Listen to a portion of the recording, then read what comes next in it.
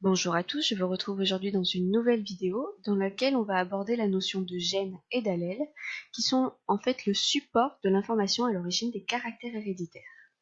Alors, dans le chapitre précédent, je vous rappelle que nous avons vu que les chromosomes sont responsables des caractères héréditaires et que les individus d'une même espèce possèdent tous le même nombre de chromosomes. Alors, chaque chromosome est constitué d'une longue molécule d'ADN qui porte l'information à l'origine des caractères héréditaires. Dans un premier temps, on va se demander comment l'information à l'origine des caractères héréditaires est-elle organisée dans les chromosomes.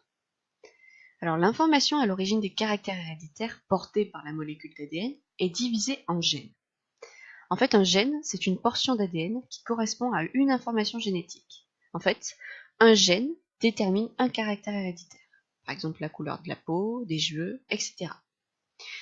Les gènes sont portés par les chromosomes, et chaque gène va occuper une place précise sur un chromosome, et va déterminer un caractère héréditaire. Tous les individus d'une même espèce possèdent sur les mêmes chromosomes les mêmes gènes. Ces gènes déterminent l'ensemble des caractères de l'individu, c'est-à-dire le phénotype. Un être humain va posséder plus de 30 000 gènes qui sont répartis sur l'ensemble de ses chromosomes. Alors, vous allez me dire, mais comment expliquer du coup la diversité des caractères héréditaires? Comment expliquer qu'il y ait plusieurs couleurs de peau, de cheveux, etc. Alors, on va prendre l'exemple du groupe sanguin. Nous avons remarqué que dans la classe, il y avait plusieurs groupes sanguins. Le groupe sanguin A, B, AB et O. Alors, comment expliquer ces différents groupes sanguins? En fait, les deux chromosomes d'une même paire portent au même endroit les mêmes gènes. Donc il y a donc deux exemplaires de chaque gène.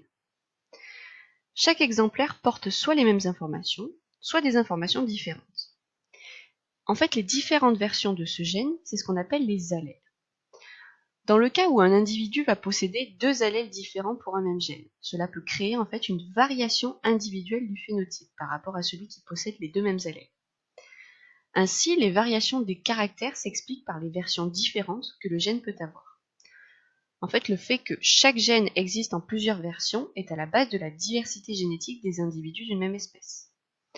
En effet, à l'exception des vrais jumeaux, tous les êtres humains sont différents et uniques génétiquement.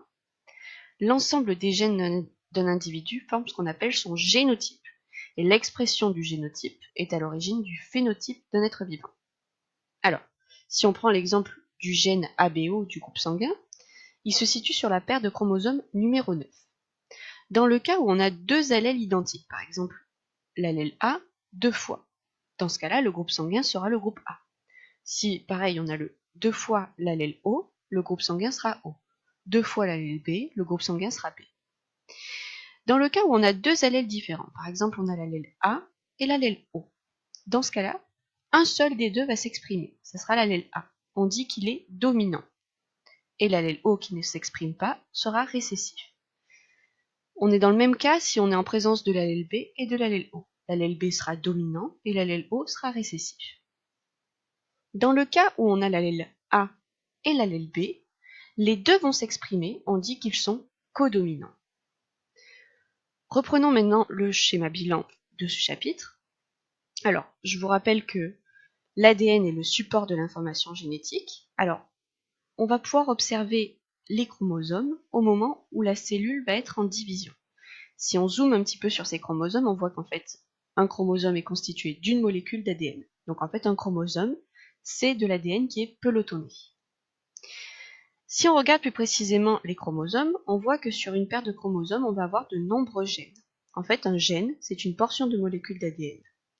Et chaque gène va être porteur d'une information génétique. Alors, les gènes existent en plusieurs versions, c'est ce qu'on appelle les allèles. Et en fonction des allèles que l'on va porter, on aura des caractères héréditaires qui seront différents. Je vous remercie de votre attention et je vous retrouve très prochainement dans une nouvelle vidéo.